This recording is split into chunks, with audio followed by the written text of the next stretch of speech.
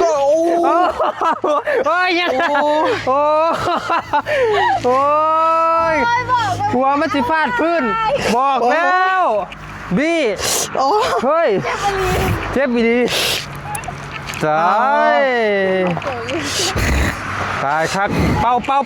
เบิ้งนะแม่เบิ้งหัวนะแม่ให้แล้วจักนั่นแหละให้มันจักหนาแดงมันจักโอ้ยลม85เหรียญนี่ของเฮาในของมายาวเดือนนี้มันยังไม่ได้เห็นยังเนาะเจ้าเลยยังไม่ทันมียังเนาะแม่แต่ของไงมีบัดแล้วแต่ว่ามีแต่ฝากพี่น้องนะเขาไปติดตามน้ำเน่พี่น้องกับทางเพื่อนเฟซเนาะเพื่อพอได้นมน้องดับเตอร์อะไรพี่น้องค่าน้ำมันน้ำมันเด็กกันหน่อยเนาะ85เดือน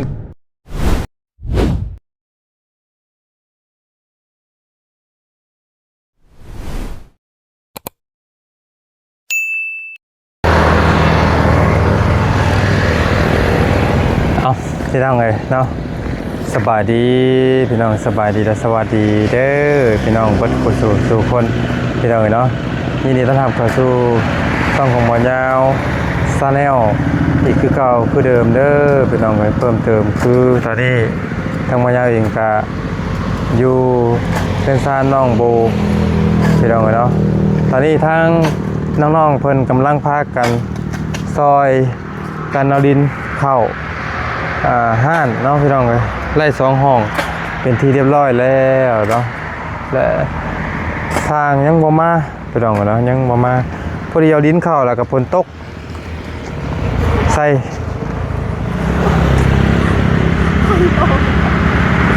สบายดีเด้อน้องโบสบายดีเด้อเคยไหมโอ้เคยไหมหล่อเว้ยมาดิเว้ยรอปะหล่อบ่มีเงินให้ฮะหล่อเว้ยมาดิบ่มีเงินให้บ่ย่องกะยะแต่งตัวมาคนดินแทนที่สีหันหน้ามันไปพุ่นเห็นบ่หันหน้าล่อเลยอย่ามันเชื่อหน้าก่อนเห็นมันยุ่งยากบ่แม่นมักความลำบากกำลังวิวบ่อยู่บ่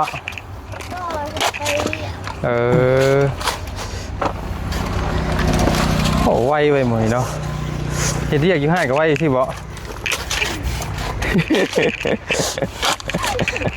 ปกติของเฮาได้หรือว่าอยู่ห้านนี่มีแต่อัน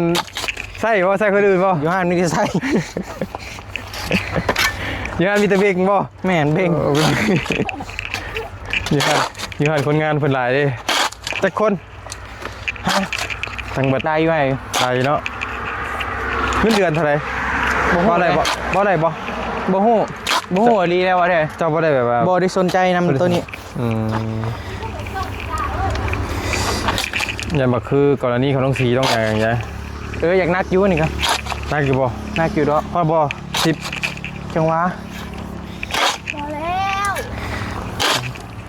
เพื่อเจ้าค่อยเฮ็ดได้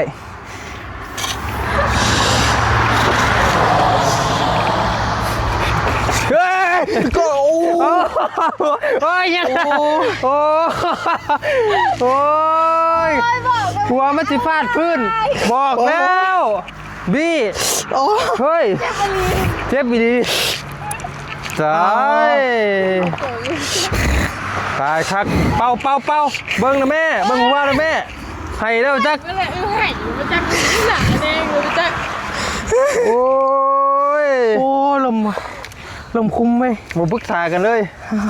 มอนี่ไม่เท่าแล้วจะมาเบิ่งเลยเฮ้ยเจ็บไปดีเลยเฮ้ยใส่ทางนี้เอานั่นนวดอย่าได้มานวดไปยาเอาถามเป็นห่วงเลยวันนี้โอ้ยมอนเน่เคยล่าเจ้านี่ว่ามันหลุ่มนี่มันนักกว่าดีมันเลยลงขังเดียวไอ้บอกแล้วให้เอาหัวไปโคตรได้อยู่หรอได้อยู่แม่ตู้ได้อยู่แม่โดยโอ้กระบาบเลยเคยล่ะรุดขาดองไงเด้อ ว่าตี เอาไว้อย่าตักตักตีเลย ได้อยู่แม่ มันจะไปเลยนะมันการนั้นแล้วมันจะนั่งมันเที่ยวเลยเลย โดย ระมัดระวังเลยเฮ้ย โอ้ เจ็บปวดนั่นเลย เกือบหัวแตกเนาะ โอ้โหเกือบหัวแตก เกือบหัวแตกได้กี่นี่ เกือบห้ำแตก อันตรายแต่มันบันนี้ไม่เท่ากับปีนหนามาทางนี้แล้ว ได้ว่าด้วย ฮะ เอาอีกเอาอีก ได้อยู่แม่ได้อยู่กี่นี่มันผิดพลาดหน่อยหนึ่งนะใส่ร้ายโพดกี่นี่นะ ที่นี่ใส่เต็มโพดเนาะ แม่นใส่เต็มโพด ดีบ่ลมคมลงโบอยู่นี่ โธ่ เขาแห้งเลย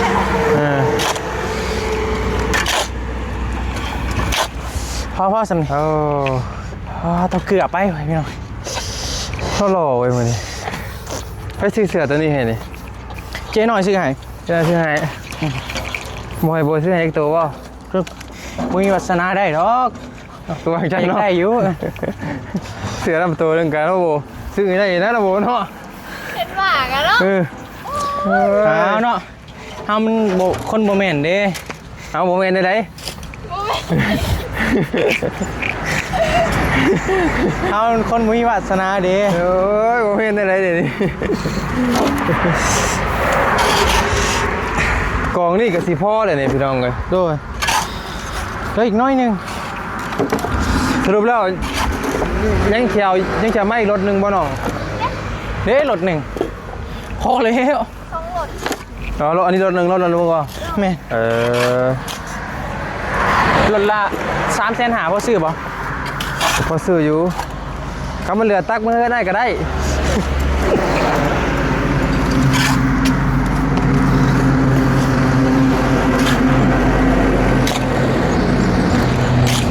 ดินดาก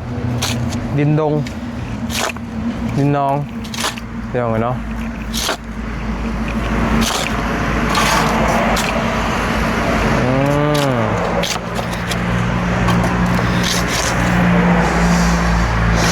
เมื่อยป่ะ ได้อยู่ คำเมื่อยกับพักก่อนห ถ้าเขาบ่หักเด้ ถ้าเขาบ่ฮักก็ตัดใจเขาบ่ฮักก็ตัดใจหำเอ้ย ผมเป็นยังทำเป็นเลือดนักสู่ พักบ่ หักอยู่บ่ พักบ่ ฮักอยู่บ่ จนมาเมื่อยฮักอยู่บ่ หักอยู่บ่ตอบยากเนาะ ตอบยากแท้เราคิดเบิ่งก่อนเราอะ คิด ไปสิเปิดโรงเรียนหน่อยดิ มีไปจังหน่อยไปเจอเนาะนักใจอยู่จำเป็นเลยเดี๋ยวได้ก่อนมันสิบ่ได้ไปเผาโรงเรียนบ่ รักแท้แพ้ใกล้ชิดตอนนี้จะได้เปรียบอยู่ตอนนี้ เนาะ แม่น โรงเรียนเราบ่ฮู้นำแล้วเนาะ เอาไปโรงเรียนบ่ พ่อคนลายด้วยเนาะ พอคนได้เด้อ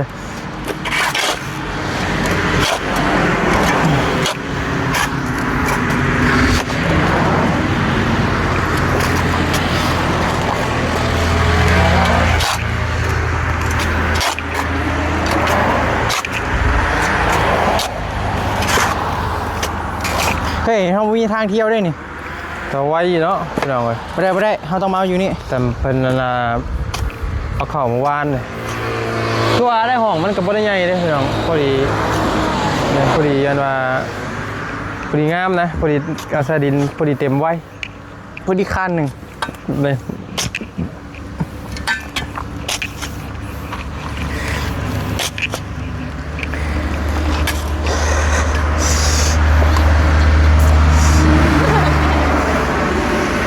พักกินน้ำก่อนบ่ล่ะ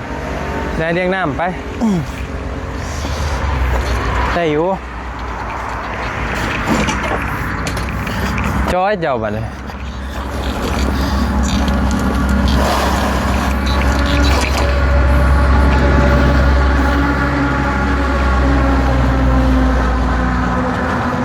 พักกินน้ำก่อนก็ได้ เข้าบ่ น้ำไปหอมเฮซักครับพุ่นอ่ะ โอ้ยได้เลยมันบ่ ยังเป็นยังแล้วนั่งกินละน้ำกินในเนาะน้ำกินน้ำยังแน่เรียงก็ได้ไป เลี้ยงบ่โอเคเป็นยังไงเว้ย กินน้ำยังบุกโบ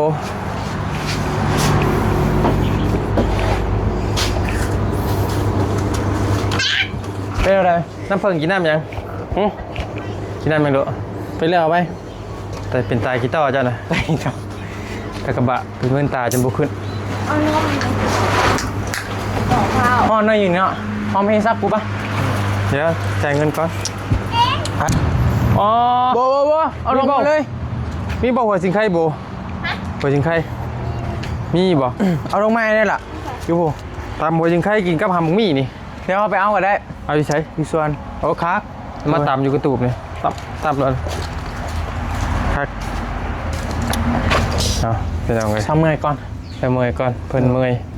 ถือว่าอากาศดีได้นี่ แม่นอากาศดี แต่ว่ามันเอาเนี่ยพี่น้อง แม่นเลย ผลคือ ฝนสิตกมาจาก บ่เรือแล้ว แต่ว่า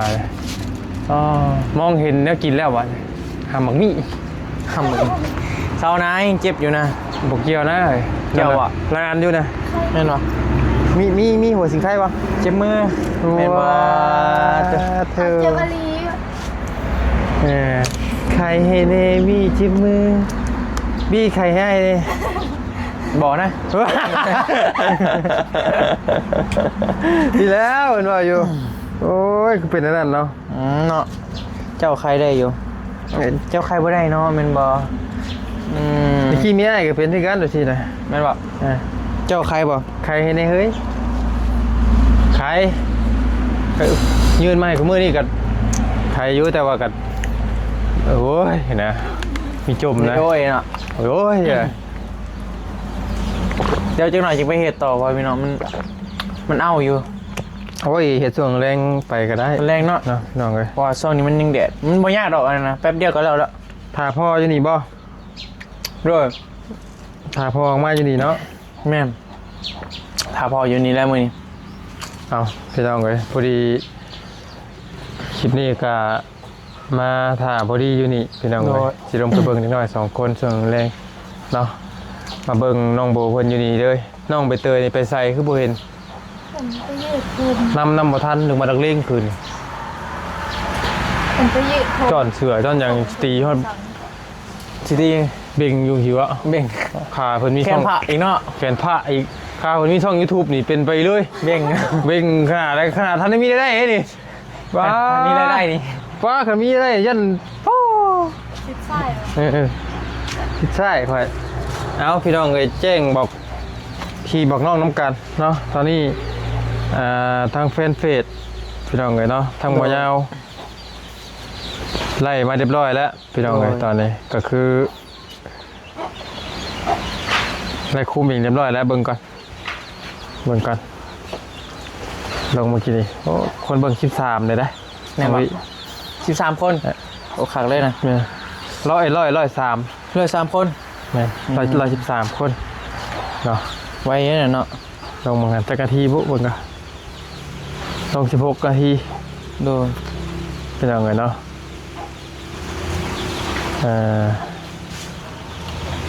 เด็กกะนี่พี่เนี่ยโซ่ได้นี่เบิ่งดู ปอ ตรงๆเอาตรง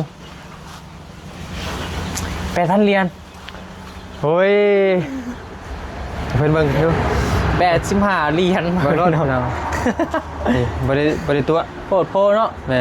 ข้าเจ้าเขาขนาดเราเห็นเราฟดคู่มือเลย เสียวมันยาเสียวหยังกินพี่น้องเอ้ยเนาะสิกุ้มกินบ่85เหรียญ กิบละเส้น2 เส้นเนาะ แม่น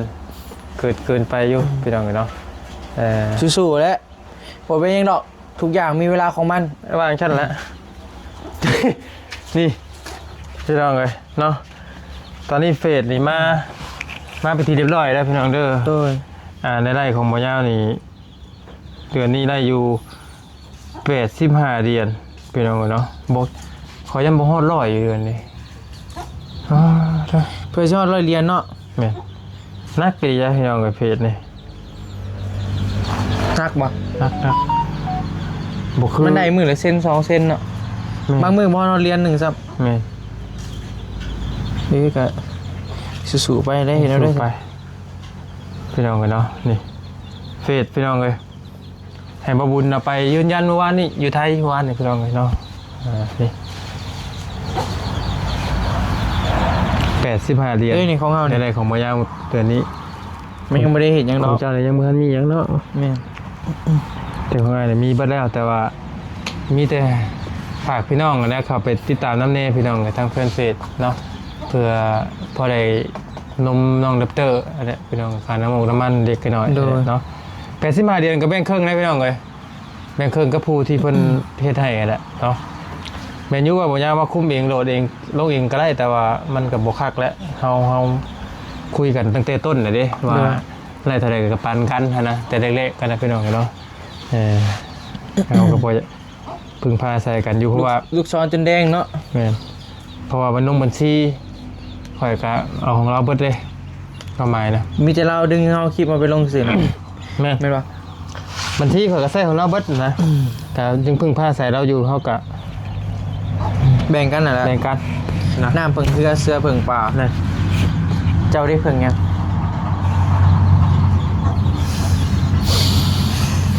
นึกว่างูเหอะนึกว่างูจงอาง เหนื่อยเลยเนาะ เพิ่งเจ้าเลยบ่ ว้าเด้อ ไอ้เหยาว น้ำหนักเท่าไหร่เจ้าตอนนี้ ข่อย70 โล ลงบ่คือขึ้น ก็ปกติก็ขึ้น แต่ข่อยบ่ได้มาเฮ็ด YouTube นะข่อยประมาณ60ปลายมาเฮ็ด YouTube แล้วตุ้ยเอามันคือหัวแล้ว กินลายบ่ต้องมีเดี๋ยวไว้นะ กินหลายเลยก็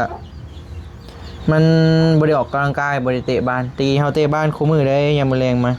โอ้ มาเดี๋ยวนี้มันก็เมื่อค่ำเด้ก็เลยบ่ได้ เพื่อนข่อยบ่ บ่เล่นกีฬาเลยแม่น เตะอันบอลเดินเพื่อนข่อยบ่ แม่น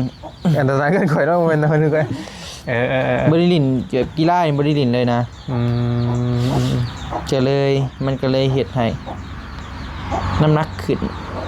น้ำหนัก ขา6โลผู้ใดขามาเฮ็ด ด้วยน้ำหนักนี่ไล่ทั้งพ่อและทั้งเมย์เจ้า บ่ได้ไผ ตัวเอง ตุ้ยเองบ่อีหลีเขาเจ้าบ่ได้ตุ้ยเลย บ่นอนหลักๆเจ้าตอนนี้เนี่ยอยู่ไสเนาะ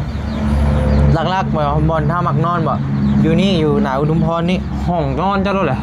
อยู่หนาอุทุมพร อันบ่นอนบ่รักเจ้าเนาะ แม่นแต่ว่านอนไสก็ได้ ก็เข้าใจแต่ว่าหมองหลักๆเจ้าเลยนะ โดย นอนอยู่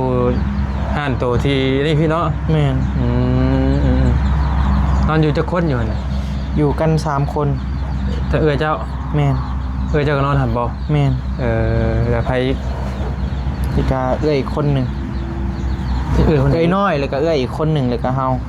ยังมีคนนึงอีก แม่น3คน พี่น้องนอนกัน3คนโรงเรียนนี่บ่ได้มีบ่ โรงเรียนก็มีคนนอนลง ครูมันไปมื้อนั้นบ่ ไพ่นอนมอน่ะก็ไปนอนบางมื้อก็ไปนอนอยู่นั่นแล้วแต่นะ พี่น้องบ่นั่นก็ ก็ลิดบ่ บ่ มอนะฮะแม่นลูกลูกน้อง ลูกน้องทาง แม่น เจอกันเนาะ แม่น มีแต่แต่น้องกันเนาะไปน้อง แม่น บ่ได้ถามนะพี่น้องบ่ได้สั่งถามนะเนาะเพราะเราก็หลายคนนะพี่น้องเลยเนาะ โดย คนงานทั้งเจน้อยก็หลายคนอยู่ได้ค่อนข้างหลายอยู่พี่น้องเลยแต่ว่าห้านที่ว่ามาทำบ่ยามมักแวะเด็กก็เป็นมุงเวียนพี่น้องเนาะห้านตัวที่เจน้อยอยู่ดีก็บ่ได้ค่อยแวะพี่น้อง โดย มีแต่เอาน้องต้าอย่างเดียวนะพี่น้อง เอาลายบ่ กับมันลายบัดลายก็บัดมีลายก็เอาลายอยู่ ลายบ่โซนี่ ตอนนี้บ่มีบ่ได้ใช้บ้างแล้ว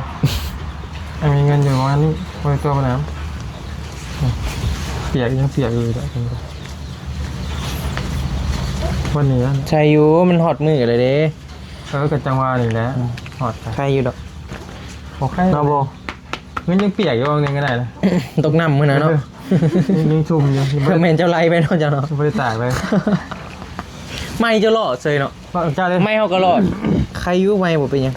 คือว่าปุ่มคักๆบ่ของเจ้าบ่ ปุ่มและเปียกบัก3โตเลยทั้งแม่ทั้งลูกเลย แบบจุ่มลงเล มัน ย กันหน้ามือไว้หน่อยเลย ก็มันเซ็ตแล้วทีหนึ่งมันแล้วมันก็กลับมาใหม่เฮานะ อันกิ่งนึงกันนะ กลับมา ขึ้นบ่ล่ะ งงอยู่ยังวะ คักไปหน่อย สรุปแล้วมื้อนี้สร้างมาบ่น้องโบ มื่นว่ายังบ่วันคาน โดย แม่เลยมื่นสามมา เดือนหน้าบ่ ฮะ อ่านมาจะสิเปิดเทอมนี่ใกล้สิเข้าโรงเรียนในตัวนี้เนาะ โดย เข้าโรงเรียนก็บ่ได้ไปนั่นติบ่ได้ไปโรดีติ บ่ แล้วได้บ่เนาะวีเนาะ อืม วีไปเร่งรถอยู่แท้นั้นกำลังขับบ่ได้ฮะรถสีแดงนะคักได้คันสีแดงนะเออ โอ้มาแล้ว เร่งก็ระบบไม่ต้องมีเนาะเฮ็ดได้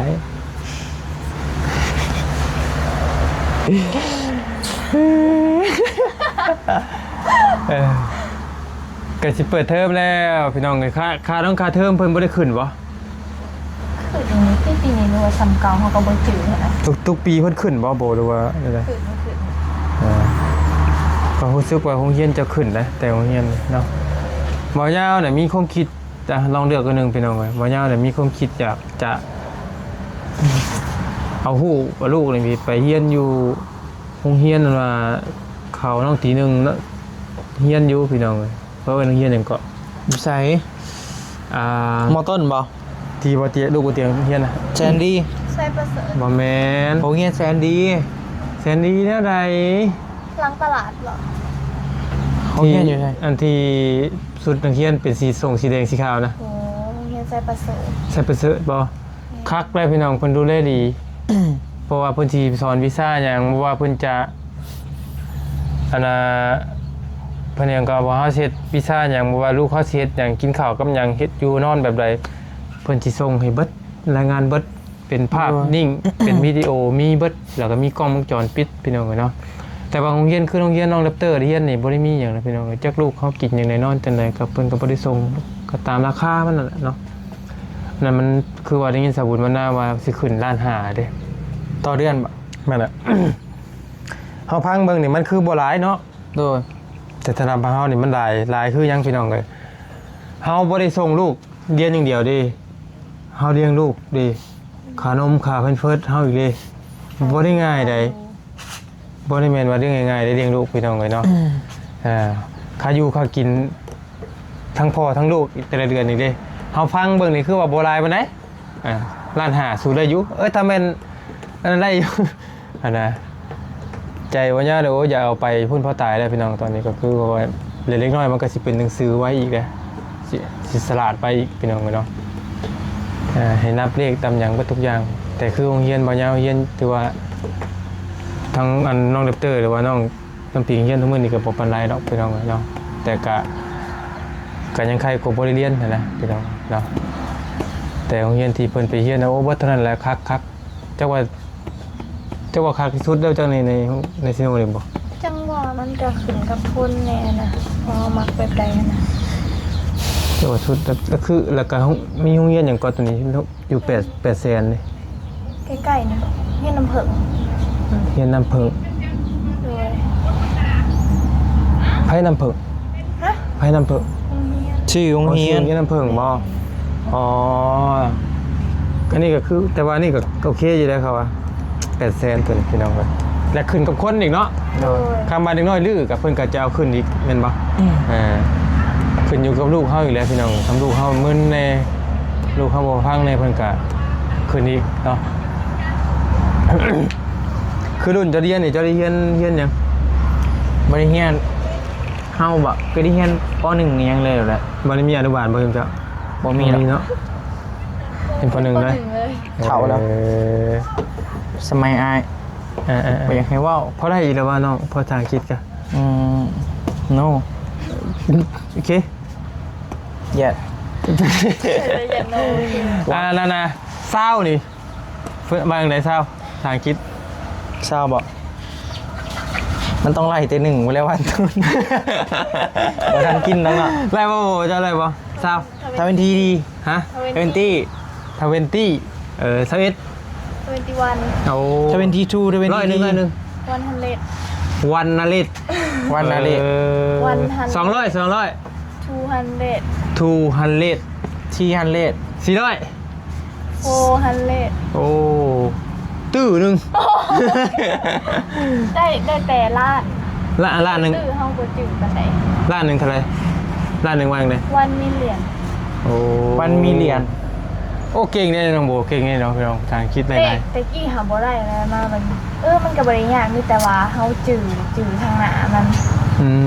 ม แม่น มันก็คือนับเลข1เลข2อย่างเฮาแหละ จีนเด้จีนเด้ บ่ได้ เท่าไหร่บ่